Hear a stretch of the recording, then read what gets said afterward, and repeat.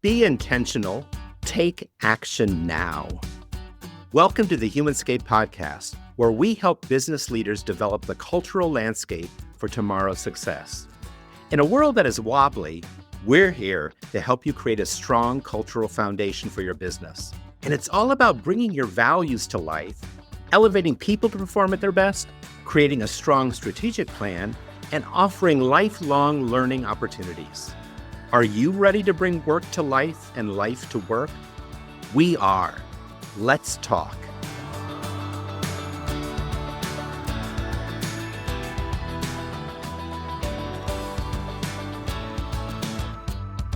Welcome back to another episode of the Humanscape podcast from HumanWorks 8. I'm Shawn Golias, the Thought Catalyst with HumanWorks 8, and joining me today, co-hosting, is AJ Cruzy from the team.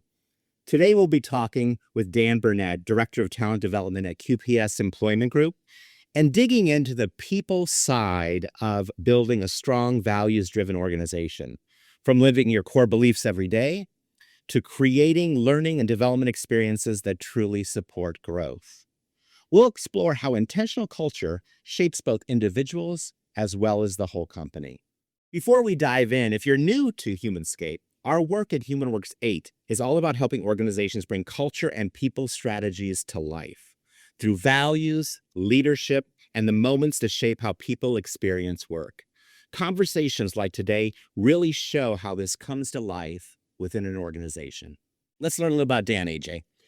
Dan currently serves as the Director of Talent Development at QPS Employment Group, an employee-owned staffing and recruiting firm, serving job seekers and employers nationwide. As both a skilled facilitator and empathetic coach, Dan brings an engaging, human-centered approach to leadership development, performance growth, and organizational transformation. Dan partners with leaders and teams, guiding them through change, fostering a learning culture, and building capacity for performance. His strengths lie in creating safe spaces for growth, fostering trust and self-awareness, and translating developmental goals into actionable pathways. We like to start with getting a sense of how our guests think, feel, and act. We always look at the three parts of the mind, and Dan, you and I have had a little bit of conversation about that, sort of our approach to that. So let our listeners learn a little bit about you, and let's start with the cognitive part of Dan. And when you look back at your career, Dan, what's something you've really had to understand or to master to get results or to help you get your success today? Yeah, you're starting off with a hard hitter. Wow. If I had to pick the one thing that I would say has had the biggest impact, the biggest transformation on me in terms of my success, is the realization that I can't do it on my own. And earlier in my career, I was much more of a independent soul, and I didn't, frankly, put as much time as I should have, could have, into relationships and investing into relationships, building trust with people, letting people into my hard outer shell, letting them get to know about me, and then taking time to learn about them. And once that switch flipped for me, that is really when I started to see results soar and my effectiveness grow, and the way that people responded to me and the work that I do is just in so much more of a positive and affirming light.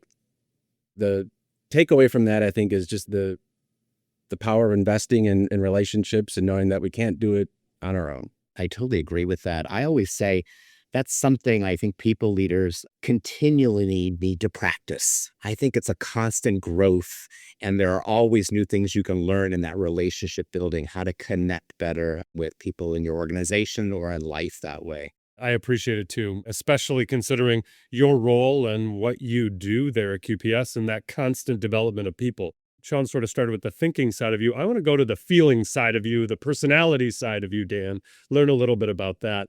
Something I think may come up again in our conversation is some of the values or the belief system you have there at QPS and how it plays into everything you do, especially learning. So my curiosity about you, though, in that is you live in these values or belief system in the organization you're in now. Which of them or what of them connect really well into your personal core values that way, Dan? Where's a strong connection point for you in your values to the values of the organization you're living in now? Yeah, so I would say part of it comes to maybe semantics. At QPS, we have what we call our core beliefs. And at any organization that I've been a part of before, and as many of our listeners today would likely agree, organizations have core values. At QPS, we refer to them as core beliefs. And I think just that, and it really is more than just semantics, it's rooted in the things that are most important to you and the things that drive you from a motivation perspective. They're the things that calibrate you when you're making decisions or determining if you're, kind of swaying from to what one side to the other from what's most effective. So I just on a personal basis, I'm rooted in a just a strong set of core beliefs. And if there are any listeners out there that are familiar with the Clifton Strengths Assessment, one of the strengths themes is belief, and it is in my top 2 themes with Clifton Strengths. So just a company that has a strong set of core values, core beliefs, it just meshes really well with my own personal kind of value and belief system. And the second part to my answer to that, AJ, would be our beliefs are very, and I'm looking at the word there on the screen behind you guys, human, very human centric. Our beliefs aren't about, hitting a certain profit margin or a certain revenue number or anything. It's all about the people, how you treat people, how you interact with people. And again, that just meshes really well with my personal belief system. I can imagine. And you're going to learn from Shawn and I. Anytime you're really intentional about a word choice, we'll respond really, really well. And I can tell you and QPS around, hey, these are core beliefs. That matters, how they're positioned and how they're looked at with intention and with care. It's going to draw that same intention and care, hopefully, out of everybody who's there. And I can hear it does for you as well. So that's a little bit about the effective part of you, and you even brought in Strength Finders, which is a great effective assessment, trying to learn about somebody's personality and motivations that way. You and I talked about that third part of the mind, a little bit about conation, what we call natural instincts that HumanWorks 8 focuses on really, really well and really help organizations think about that. So if you had the freedom to take action your way, Dan, how do you jump in and start? What gets you in the zone instinctually? Yeah, I think my natural tendencies are around restoration and how I can organize things in the right way to either restore them or even just to help them to, flourish and sprout from anew. And that can show up in a few different ways, of course. Sometimes it's as a leader, as a people leader, it's removing obstacles from my team. It could be in the learning and development space that I'm in. I have I think a natural inclination towards creating interesting activities and exercises to, again, structure things, organize people's thinking in a way to elicit the results we're looking for. I get the privilege here at QPS. I'm part of our leadership team here.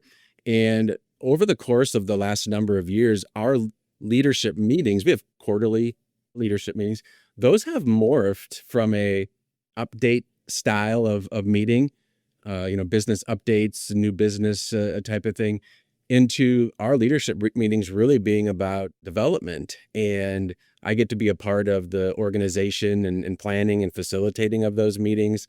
And again, I get to use my strength at organizing activities, designing plans and systems to help achieve the results my peers are looking for, but maybe in a new or different or a creative way that gets people excited and inspired when they leave the meeting to go take action on those things.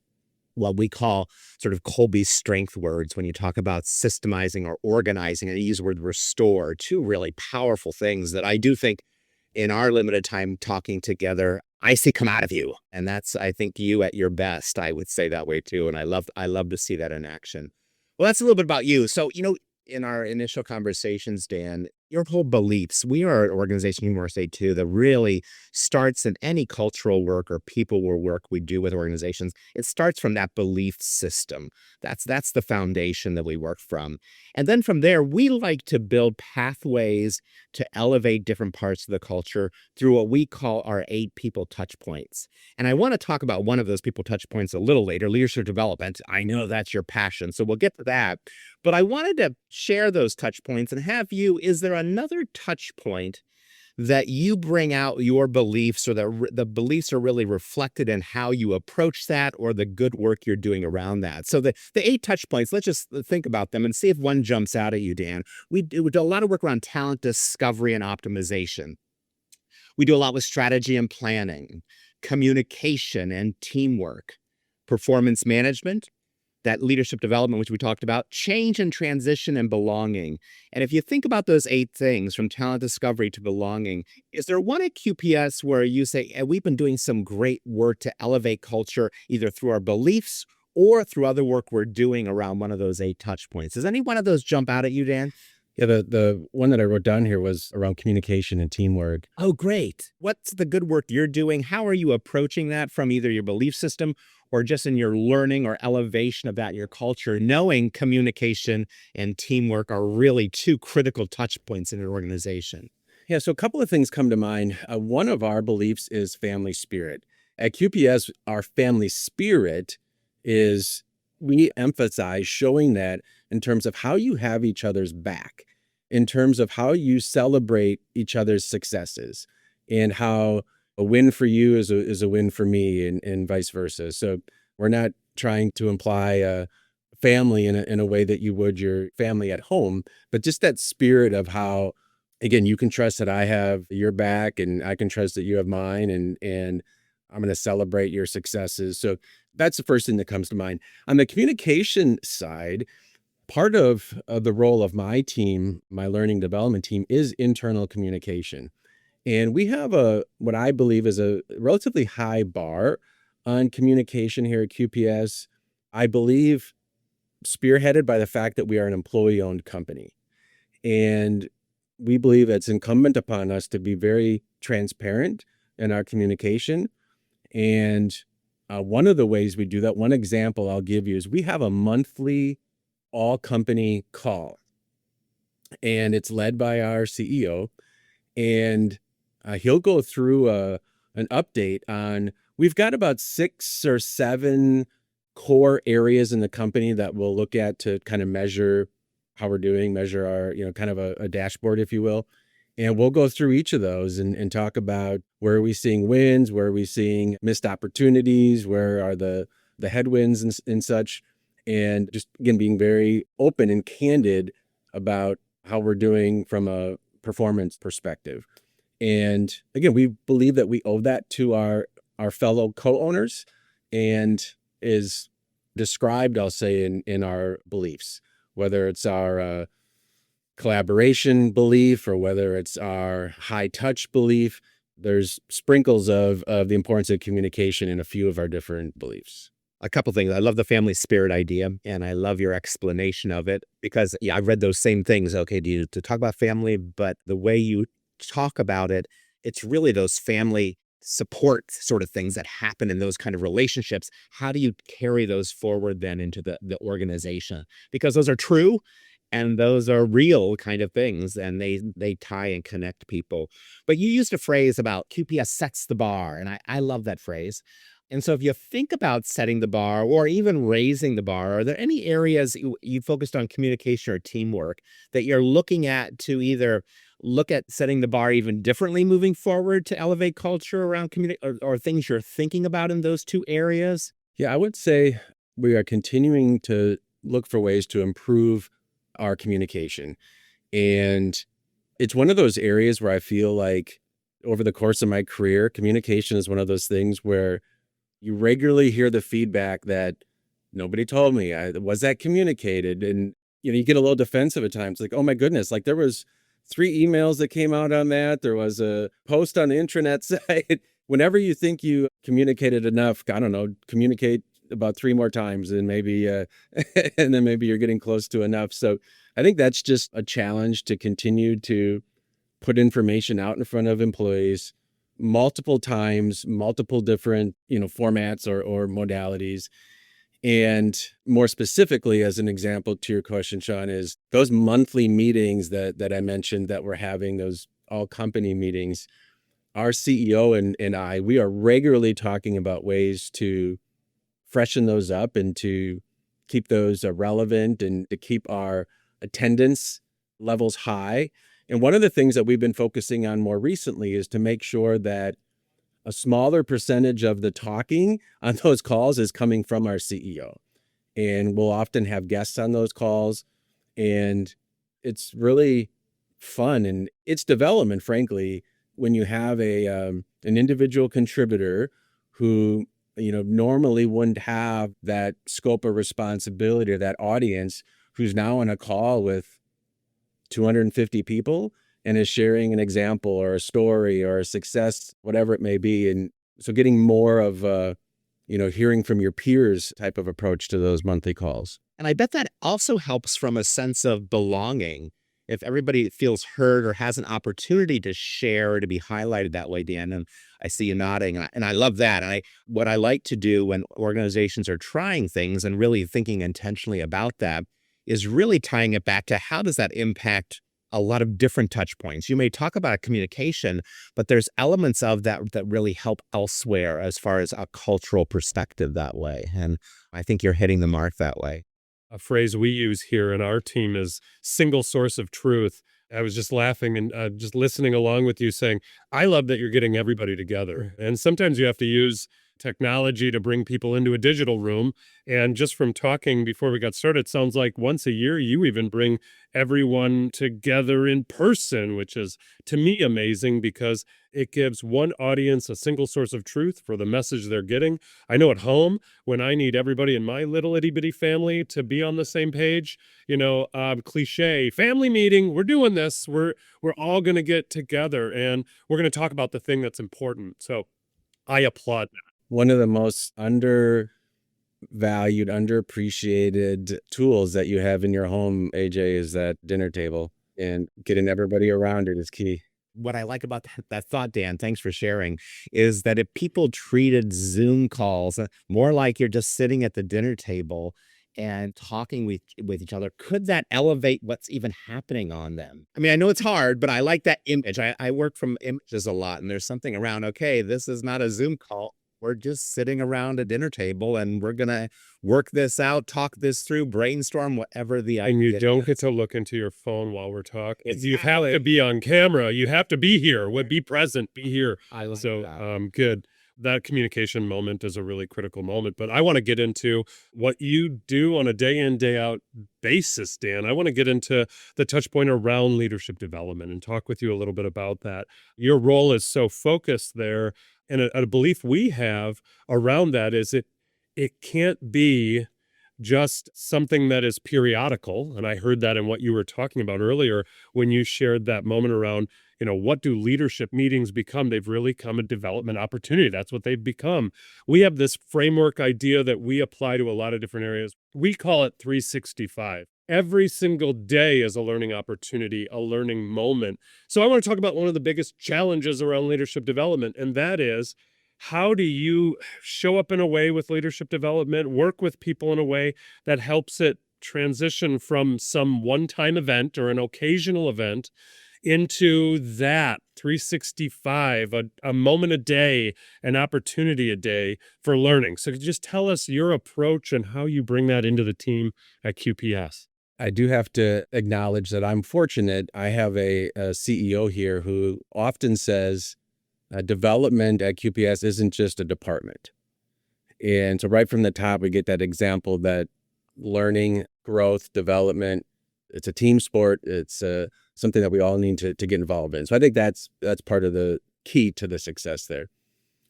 Another, I think, key factor for success is for folks like myself, the quote unquote leadership experts in the building, to be okay with stepping out of the spotlight. And what I mean by that is, so if we were to take a poll here and say, like, what was the most impactful development experience you've ever had, right? I'm very, very confident in saying the things that would come to mind to you or to our listeners would be things like, well, I had this manager once, and she would sit me down and have these really profound conversations after I led a meeting to kind of do a recap of what went well, what I could maybe think about different next time. And those are just, really meaningful to me. Or maybe it was the example of a time where I was kind of tossed into the fire and I wasn't really, sure of how to handle that situation. I've never done it before, but I came out of that a lot stronger and I'm more confident in facing a similar situation next time.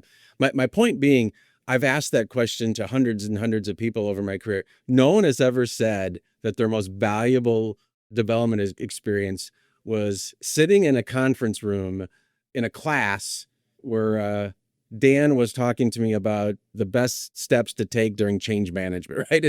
And I'm okay with that. I actually love that as a learning and development guy. So the less it is about me and my team, I think the stronger that it takes hold. And what it means is that a lot of times we do things kind of behind the scenes and in the shadows and create programs, create systems, create plans that set other people up to be successful. And they're learning from and they're learning with their peers. And for me, from my experience, the most effective way that we can move forward and not only leadership development, just overall employee development that is ongoing, it's continual, it's 365, as you say. It's not event-based. It's learning from and with your peers within the normal flow of your day-to-day work.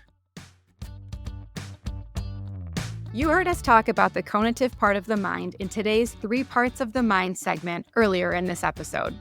The only way to measure the cognitive part of one's mind is by taking the Kolbe A index.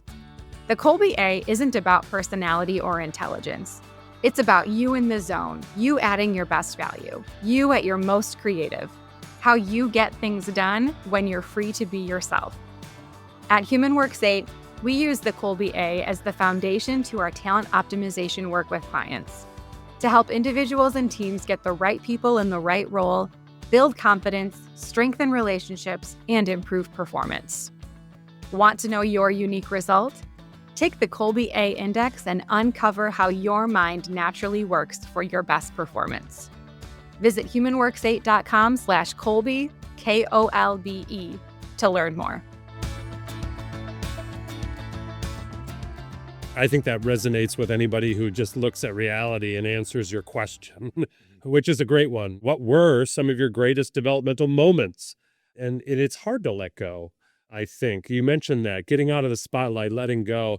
I had a professor once who I went to school to become an educator.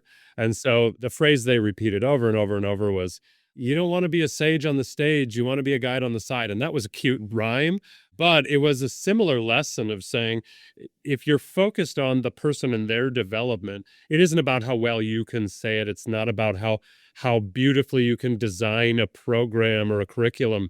It's about what you're seeing and doing and responding to for the learner, for the person, and what they're experiencing on a daily basis. If I can piggyback on that, AJ, it's interesting. I too, I have a degree in education. I thought I was going to be an elementary school teacher. When I was early in my workplace learning career, oftentimes the way that I got it wrong is that I would approach it as a teacher in a classroom.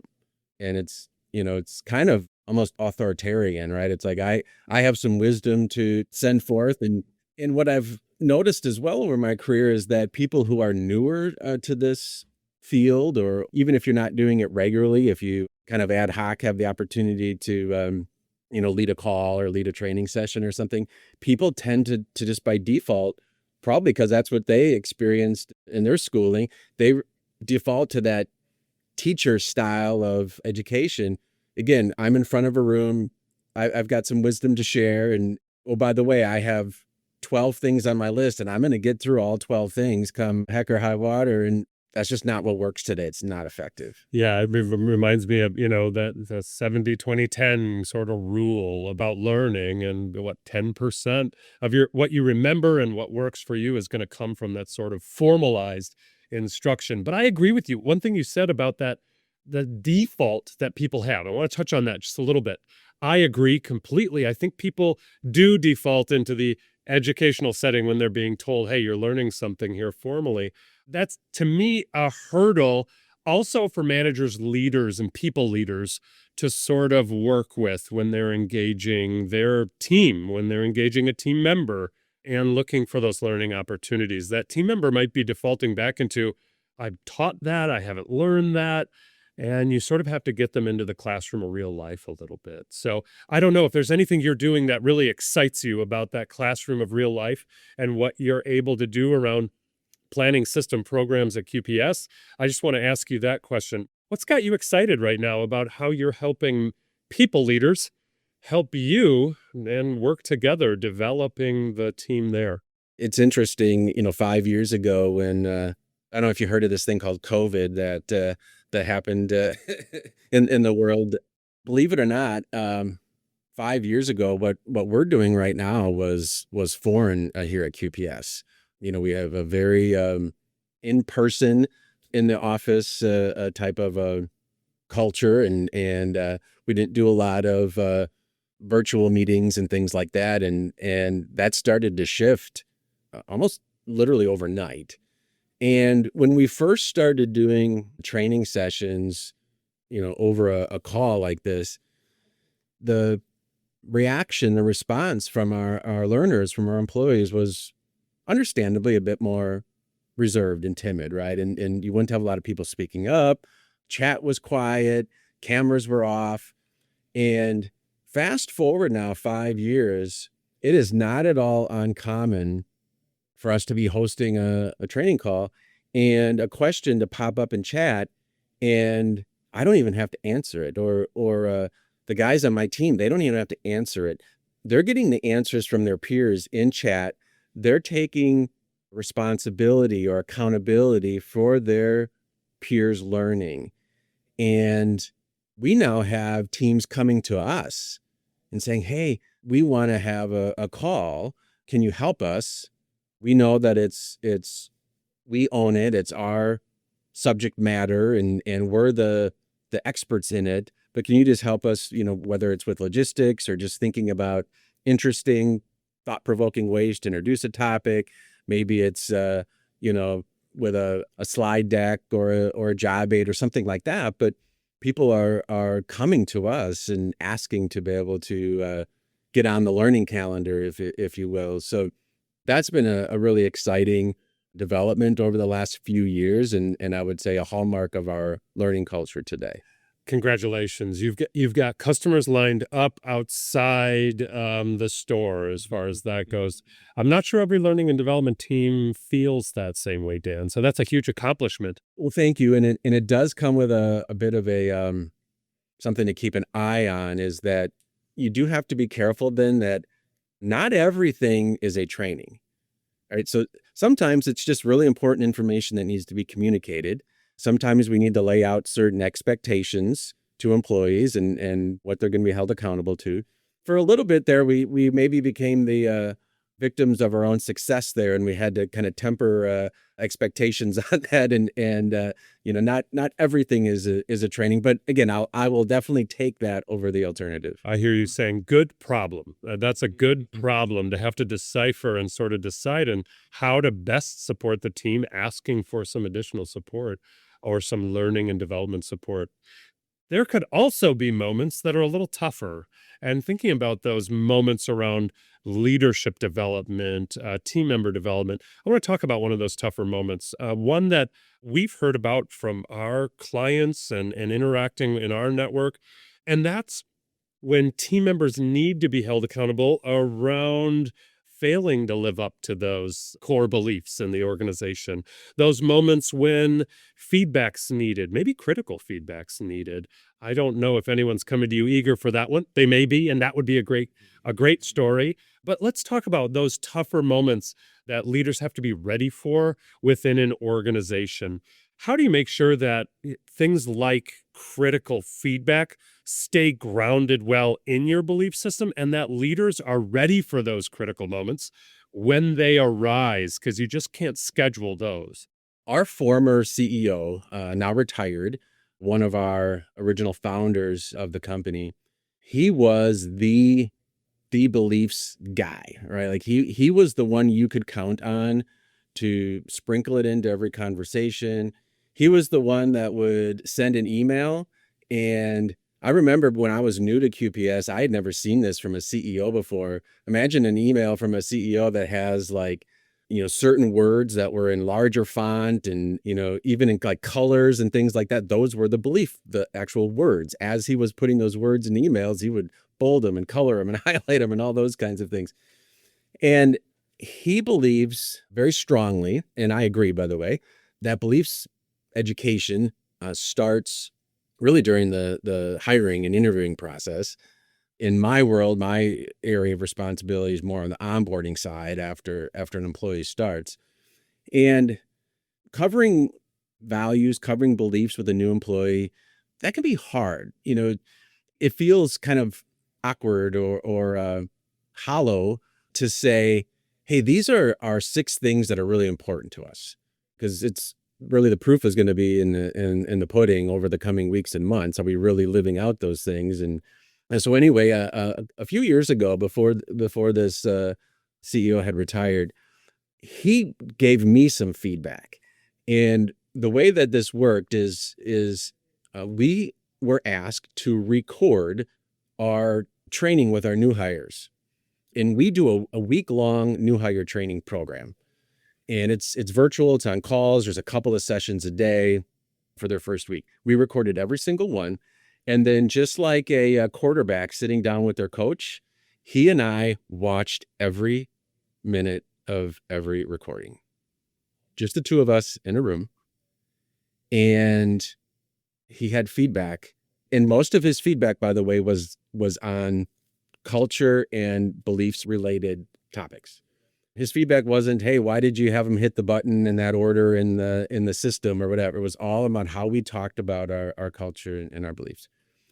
And I had to work very, very hard not to get defensive.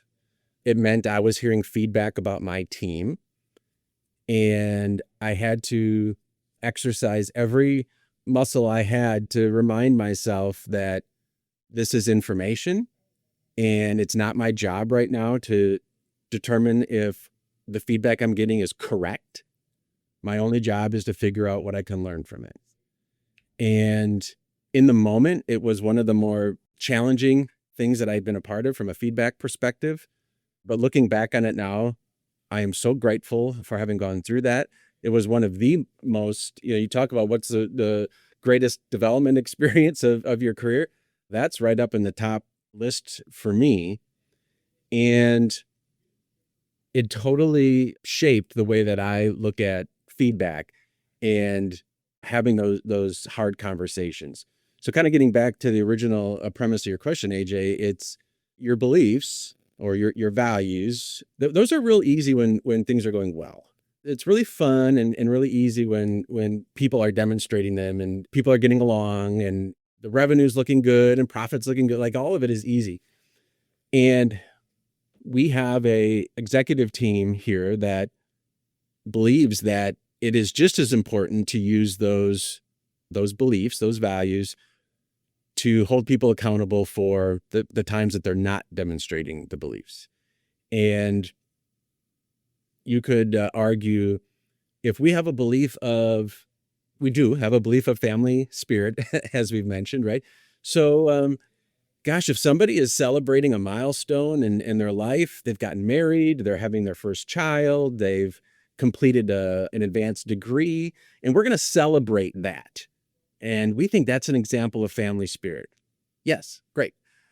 But what about when you didn't come to your coworker's aid, you didn't have their back in a difficult, challenging conversation with a customer?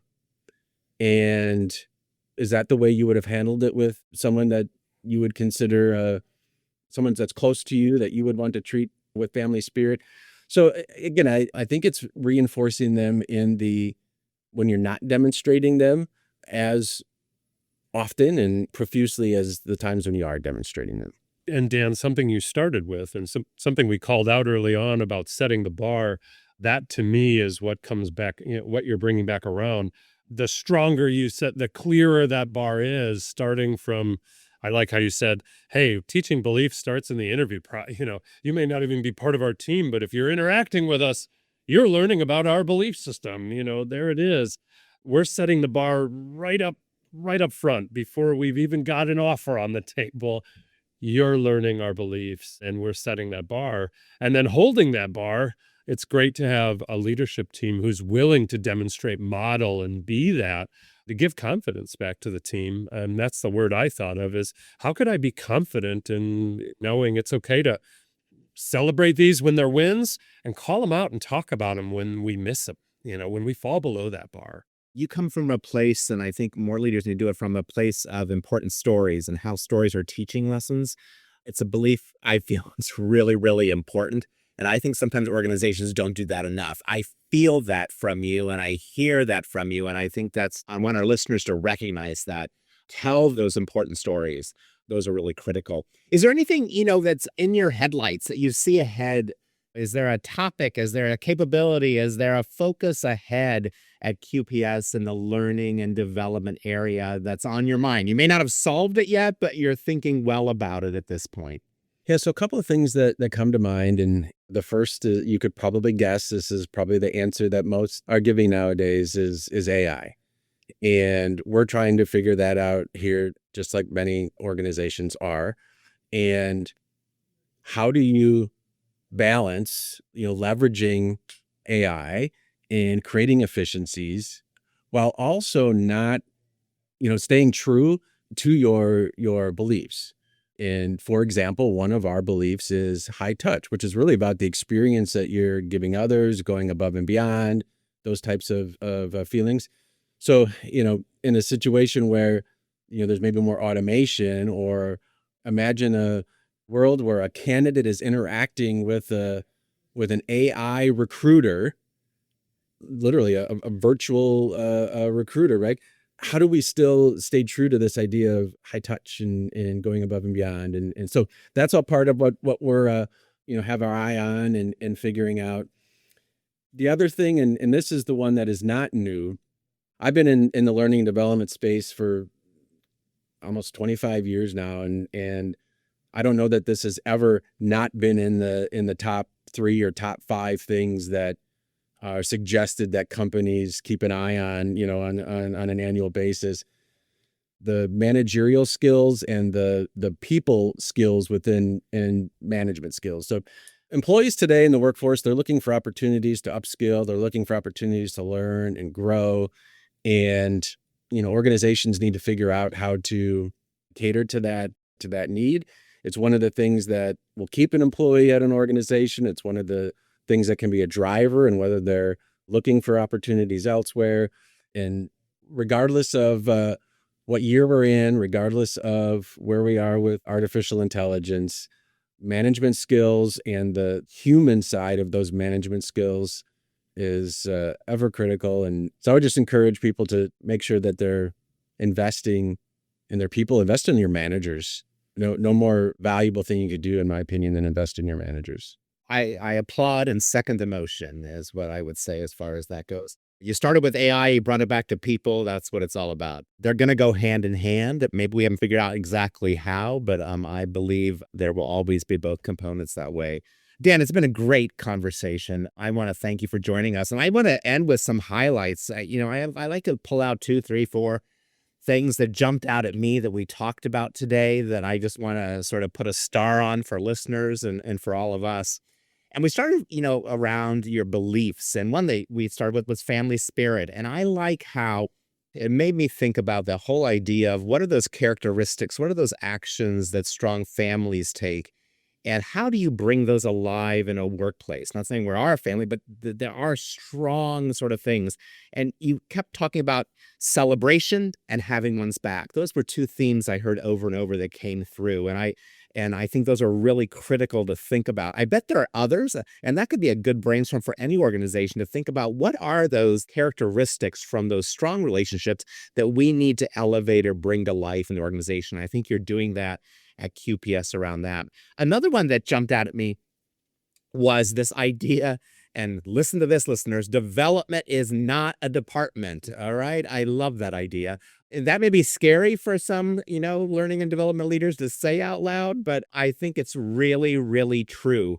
Everyone has to learn. Everyone has to be a part of that learning. And that's definitely a belief of ours as well, and how to create that ownership that everybody is a part of that and getting involved. And your examples where people are coming to you wanting to share knowledge, wanting to elevate others, whether it's just on an online chat or whether, hey, we think this could be opened up to other people in the organization, are really, really critical.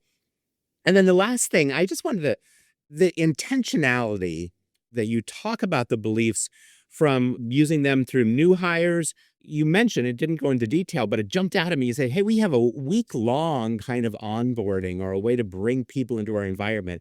That sounds, and it may not be every day, but you said a couple things during the, every day during the week. And that sounds immersive in a certain way compared to what a lot of people do. And the importance of it then is really what speaks to me, that is sort of a foundational bottom line, Dan. So I applaud that. And we work with a lot of organizations to help them find that, build that for themselves, whatever that looks like. And I'm glad you've figured that out. And I'm sure you're always working to sort of even heighten that more. So those are three things that jump out at me, Dan, that we talked about amongst a lot of other things. But I just wanted to say those three, I think, are really good learnings for people to take away from the conversation. If they wanted to connect and learn more about Dan and what QPS is doing, what would be the best way for them to do that, Dan? The easiest way to do that, have a website, www.dan-burnett.com. You could find my LinkedIn profile there or connect with me right through the website. And then look up QPS Employment Group online as well. You can learn more about our organization that way if you'd like as well. Dan, thanks so much. AJ, thanks for joining me today. And listeners, thanks for tuning in and learning a little bit more about Dan and QPS and the great work they're doing there. This was a pleasure. Thank you both. We look forward to you joining in the conversation next time. Remember to subscribe to the show wherever you get your podcasts and learn more at humanworks8.com/podcast. And if you want to know what I'm wondering about each week, subscribe to my Wondering Wednesday newsletter on LinkedIn.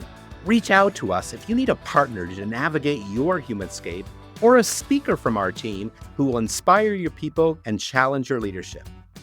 It all starts in one moment. Let's bring work to life and life to work together. You got us.